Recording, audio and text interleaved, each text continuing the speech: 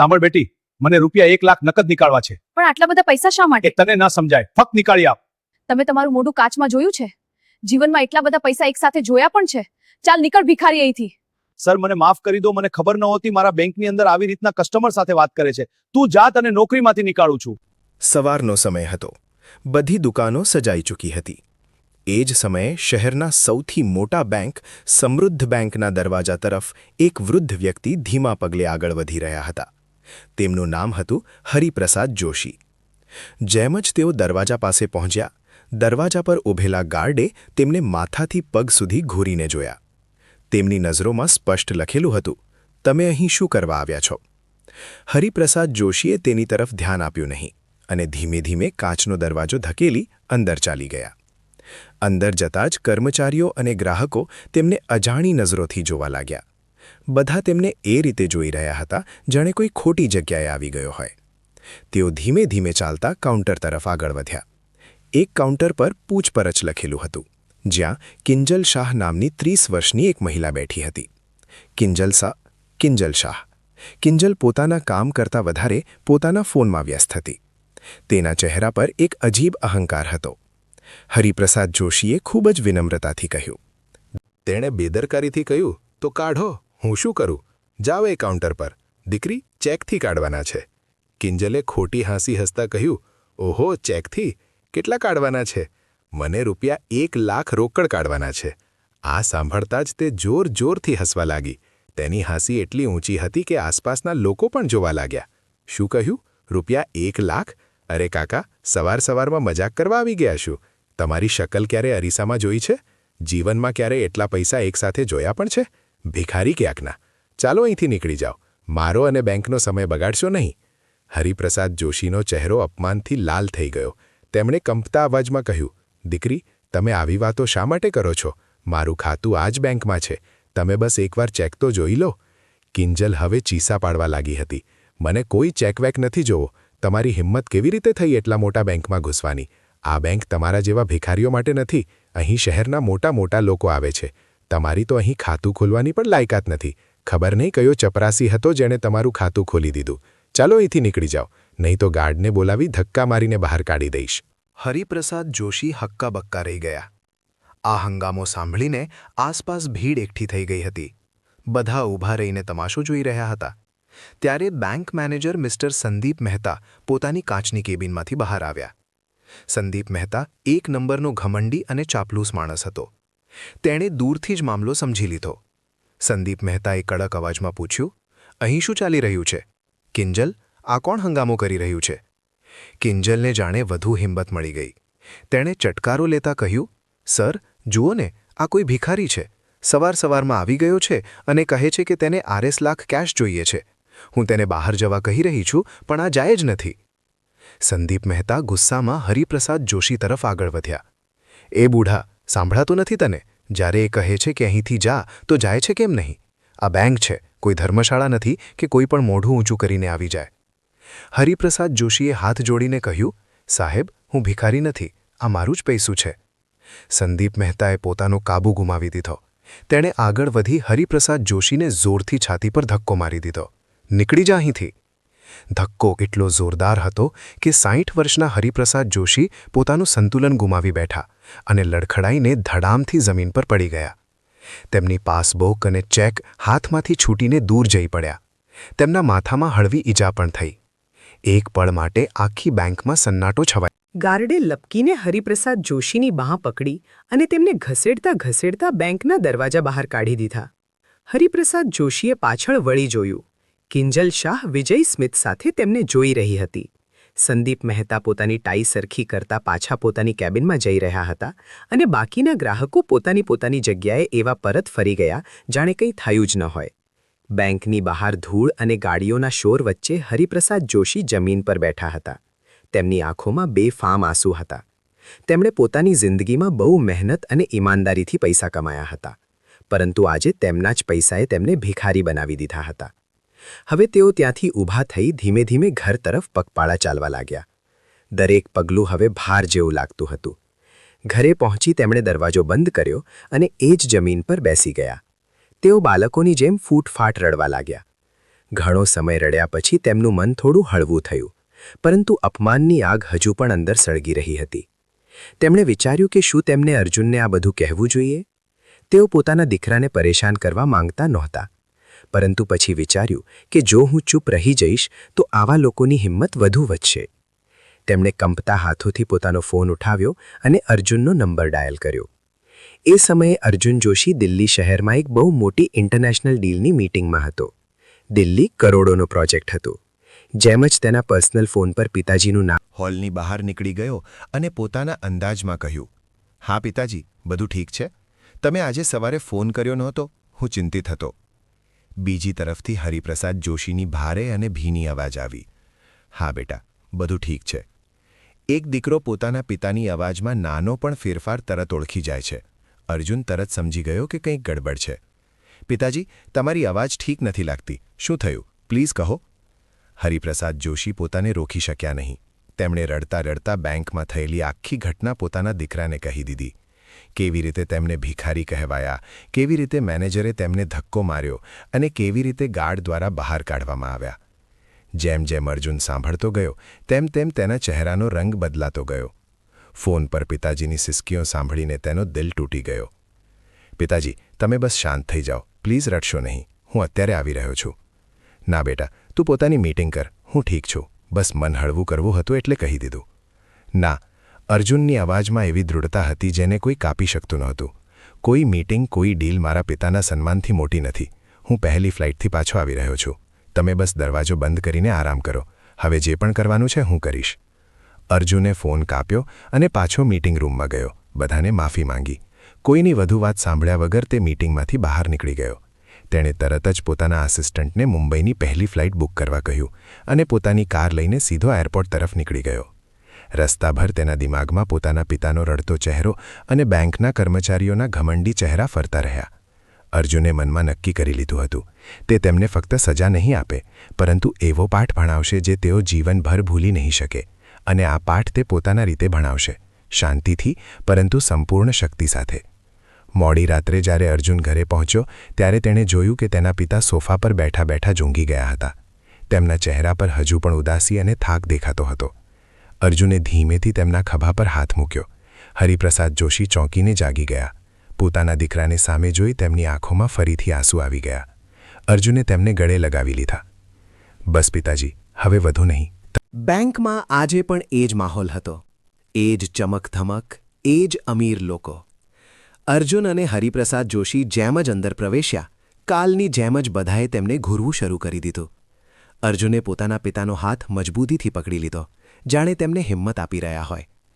તેઓ સીધા એ જ કાઉન્ટર પર ગયા જ્યાં કિંજલ શાહ બેઠી હતી. કિંજલ આજે પણ પોતાના ફોનમાં વ્યસ્ત હતી. અર્જુને ખૂબ જ વિનમ્રતાથી કહ્યું, મેડમ, અમને પૈસા કાઢવાના છે.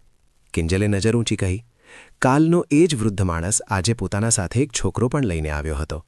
તેણે રૂખાઈથી કહ્યું, ઓહો, તમે ફરી આવી ગયા. આજે પોતાના દીકરાને પણ લઈ આવ્યો છો ફરિયાદ કરવા. સાંભળો, અહીં કોઈ સાંભળશે નહીં. ચાલો અહીંથી નીકળી જાઓ. અર્જુન સ્મિત કર્યું, મેડમ, અમે ફરિયાદ કરવા આવ્યા નથી, અમે પૈસા કાઢવા આવ્યા છીએ. આ મારા પિતાજીનો ચેક છે, પ્લીઝ તેને પ્રોસેસ કરી આપો. કિંજલ શાહે ચેક હાથમાં લીધો અને રકમ જોઈને ફરી હસવા લાગી. કાલે બાપ મજાક કરતો હતો, આજે દીકરો પણ શરૂ થઈ ગયો. ₹1 લાખ, ક્યાંથી લાવશો એટલા પૈસા? જાઓ, પહેલાં તમારા ખાતામાં તેને જમા કરાવી આવો. આસપાસના લોકો ફરી હસવા લાગ્યા. હરિપ્રસાદ જોશીનો ચહેરો ફરી ઉતરી ગયો, પરંતુ અર્જુન સંપૂર્ણ શાંત હતો. તેણે કહ્યું, મેડમ, તમે બસ એકવાર કમ્પ્યુટરમાં એકાઉન્ટ નંબર નાખીને બેલેન્સ ચેક કરી લો. તમારી બધી ગેરસમજ દૂર થઈ જશે. કિંજલે ચેક ફેંકતા કહ્યું, મારે પાસે તમારા જેવા લોકો માટે ફાલતુ સમય નથી. જાઓ, મેનેજર સાહેબને મળો, એ જ કરશે તમારો હિસાબ. તેણે વિચાર્યું કે મેનેજર તેમને પણ કાલની જેમ ધક્કા મારી બહાર કાઢી દેશે. અર્જુને શાંતિથી કહ્યું, ઠીક છે, અમે મેનેજર સાહેબને જ મળી લઈએ. તે પોતાના પિતાને લઈને મેનેજરની કેબિન તરફ વધ્યો. કેબિનની બહાર બેઠેલા ચપરાસીએ તેમને રોકી લીધા. ક્યાં જાઓ છો? સાહેબ હજુ બિઝી છે. અર્જુને કહ્યું, તેમને મળવું છે, જરૂરી કામ છે, અપોઇન્ટમેન્ટ છે. ચપરાસીએ અહંકારથી કહ્યું, ના, તમે બંને ત્યાં વેઇટિંગ એરિયામાં બેસો, સાહેબ ફ્રી થશે તો બોલાવશે. અર્જુન પોતાના પિતાની સાથે ખૂણે જઈ બેસ્યો. તે જોઈ રહ્યો હતો કે કેવી રીતે અમીર દેખાતા લોકો વગર અપોઇન્ટમેન્ટ સીધા અંદર જઈ રહ્યા હતા અને તેમને કોઈ રોકતું નહોતું. અડધો કલાક પસાર થયો. 1 કલાક વીતી ગયો. સંદીપ મહેતા પોતાની કેબિનમાંથી અનેકવાર બહાર આવ્યા, બીજા ગ્રાહકો સાથે હસતા વાત કરી, પણ હરિપ્રસાદ જોશી હવે પરેશાન થઈ રહ્યા હતા. બેટા, ચાલ અહીંથી, મને વધુ અપમાન સહન કરવું નથી. અર્જુને તેમનો હાથ દબાવ્યો. બસ 5 મિનિટ વધુ પિતાજી, બધું ઠીક થઈ જશે. 1 કલાકના ઇંતજાર પછી અર્જુન ઊભો થયો. આ વખત તેના ચહેરા પર સ્મિત નહીં, પરંતુ પથ્થર જેવી દૃઢતા હતી. તે ચપરાસીને અવગણી સીધો મેનેજરની કેબિનનો દરવાજો ખોલીને અંદર ચાલી ગયો. સંદીપ મહેતા કોઈ સાથે ફોન પર હસતા વાત કરી રહ્યા હતા. અચાનક કોઈને બિન અનુમતિ અંદર આવતા જોઈ તે ભડકી ઉઠ્યા. તમને તમીજ નથી? પૂછ્યા વગર અંદર કેવી રીતે આવી ગયા? અર્જુન ટેબલ સામે આવી ઊભો રહ્યો. હરિપ્રસાદ જોશી પણ ડરતા ડરતા પાછળ આવી ગયા. અર્જુને ઠંડા અવાજમાં પૂછ્યું, તમે સંદીપ મહેતા છો, આ બ્રાન્ચના મેનેજર? હા, હું જ છું. તમે કોણ? અને તમારી હિંમત કેવી રીતે થઈ મારા કેબિનમાં ઘૂસવાની? સિક્યોરિટી? અર્જુન બોલ્યો, સિક્યોરિટી બોલાવવાની જરૂર નથી મિસ્ટર મહેતા. તેઓ તમારી મદદ નહીં કરી શકે. તેની અવાજ એટલી શાંત અને ઊંડી હતી કે મહેતા એક પળ માટે ગભરાઈ ગયા. શું અર્થ છે તમારો? તમે ઈચ્છો શું છો? અર્જુને પોતાની ખિસ્સામાંથી એ જ RS1 લાખનો ચેક કાઢ્યો અને ટેબલ પર મૂકી દીધો. હું ઈચ્છું છું કે તમે આ ટ્રાન્ઝેક્શન પૂર્ણ કરો. આ મારા પિતાશ્રી હરિપ્રસાદ જોશીનો ચેક છે. કાલે તમે તેમને ઓળખવા ઇનકાર કર્યો હતો. મહેતાએ ચેક અને પછી હરિપ્રસાદ જોશીનો ચહેરો જોયો. ઓહ, તો આ કાલનો બૂઢો છે. સાંભળો છોકરા, દિમાગ ખરાબ થઈ ગયું છે? જ્યારે તેના ખાતામાં પૈસા જ નથી તો ટ્રાન્ઝેક્શન ક્યાંથી કરું? તમારા જેવા લોકો રોજ આવી જાય છે સમય બગાડવા. ચહેરો જોઈને જ ખબર પડી જાય છે કોની કેટલી ઓકાત છે. મહેતાએ ચેક બિન જોઈને બાજુએ ફેંકી દીધો. હવે શાંતિથી અહીંથી નીકળી જાઓ, નહીં તો પોલીસને સોંપી દઈશ. અર્જુન બોલ્યો, અનુભવ, ઓકાત, ચહેરા વાંચવા, તમારી આ જ વાતો મને અહીં ખેંચી લાવી છે મિસ્ટર મહેતા. અર્જુને ફોન કાઢ્યો અને નંબર ડાયલ કર્યો.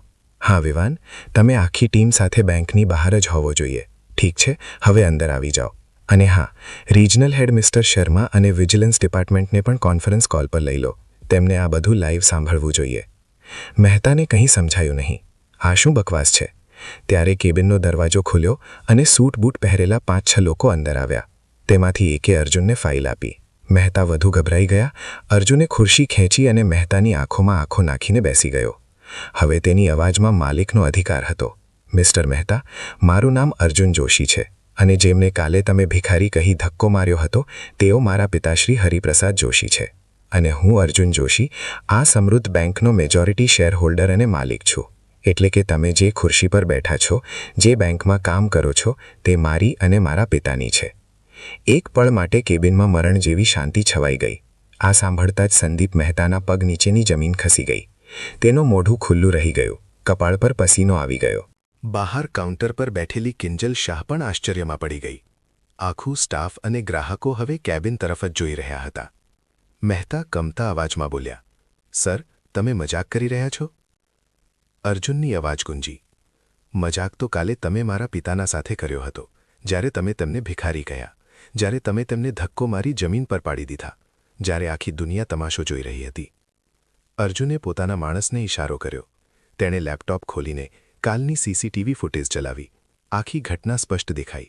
કિંજલની હાંસી, મહેતાનો ધક્કો, ગાર્ડનું ઘસેડવું, બધું. આ ફૂટેજ થોડા જ મિનિટોમાં હેડ ઓફિસ અને ન્યૂઝ ચેનલો સુધી પહોંચી જશે. મિસ્ટર મહેતા, તમારી અને કિંજલ શાહની બરખાસ્તગીના પત્ર તૈયાર છે. મહેતા લગભગ રડવા લાગ્યા. તે ખુરશીમાંથી ઊભા થઈ સીધા હરિપ્રસાદ જોશીના પગે પડી ગયા. સર, મને માફ કરી દો. મોટી ભૂલ થઈ ગઈ. મેં તમને ઓળખ્યા નહીં. મારી નોકરી લઈશો નહીં. મારા નાના બાળકો છે. હરિપ્રસાદ જોશીનું દિલ બગડી ગયું. તેમણે અર્જુન તરફ જોયું, પરંતુ અર્જુનની આંખોમાં દયા નહોતી. જ્યારે તમે મારા પિતાને ધક્કો માર્યો ત્યારે તમને તમારા બાળકો યાદ ન આવ્યા? માફી, કઈ વાતની માફી? મને અને મારા પિતાને ઓળખ્યા પછી કે પછી દરેક ગરીબ અને સાદા દેખાતા માણસ સાથે કરેલા અપમાન માટે? અર્જુન ઊભો થયો અને કિંજલને અંદર બોલાવવાનો ઇશારો કર્યો. કિંજલ કમતા અંદર આવી. તેની આંખોમાં આંસુ હતા. અર્જુને કહ્યું, મેડમ, તમે તો ચહેરો જોઈ ઓકાત કહી દો છો. કહો, આજે મારા ચહેરા પર શું દેખાય છે? કિંજલ ચૂપ રહી રડતી રહી. તમને ફક્ત મારા પિતાના અપમાન માટે નહીં, પણ તમે આ ખુરશી લાયક નથી તેથી કાઢી મૂકવામાં આવે છે. બેંકનું કામ ફક્ત પૈસાનું લેવડ દેવડ કરવું નથી. તેનું કામ છે લોકોની સેવા કરવી, સન્માન સાથે. અને તમે બંનેએ આ બેંકના નામ અને વિશ્વાસને માટીમાં મળાવી દીધા છે. અર્જુને પોતાના સીઈઓ તરફ જોઈ કહ્યું, ટર્મિનેશન લેટર આપો, અને 7 ગાર્ડને પણ. હું મારી બેંકમાં આવા લોકોને એક પળ પણ બરદાશ્ત નહીં કરું. પછી તે આખા સ્ટાફ તરફ વળ્યો. આજે જે થયું તે તમારા બધા માટે પાઠ છે. માણસની કિંમત તેના કપડાથી નહીં, તેના સ્વભાવથી થાય છે. ગ્રાહક ભગવાન છે, ફાટેલા કપડામાં હોય કે સૂટમાં. જો આગળથી કોઈ ગ્રાહક સાથે દુર્વ્યવહારની ફરિયાદ મળશે તો ફક્ત નોકરી નહીં જાય, કાનૂની કાર્યવાહી પણ થશે. પૂરા બેંકમાં પિન ડ્રોપ શાંતિ હતી. અંતમાં અર્જુન પોતાના પિતાની પાસે ગયો. તેમના ખભા પર હાથ રાખ્યો.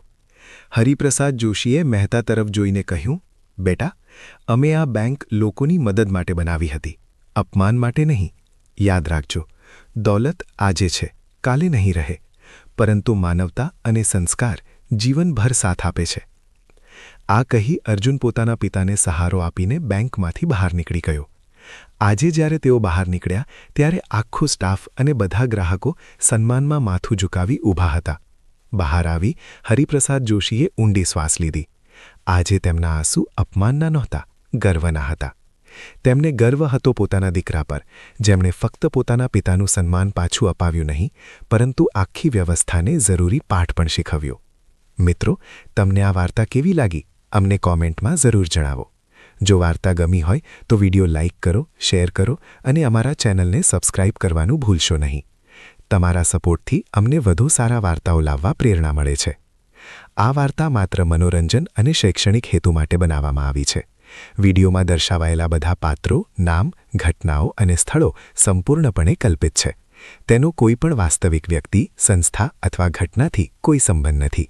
જો કોઈ સમાનતા જણાય તો તે માત્ર સંયોગ છે. અમારો હેતુ કોઈની ભાવનાઓને ઠેસ પહોંચાડવાનો નથી, પરંતુ સમાજમાં સકારાત્મક વિચાર અને શીખ ફેલાવવાનો છે. ધન્યવાદ. જય હિન્દ.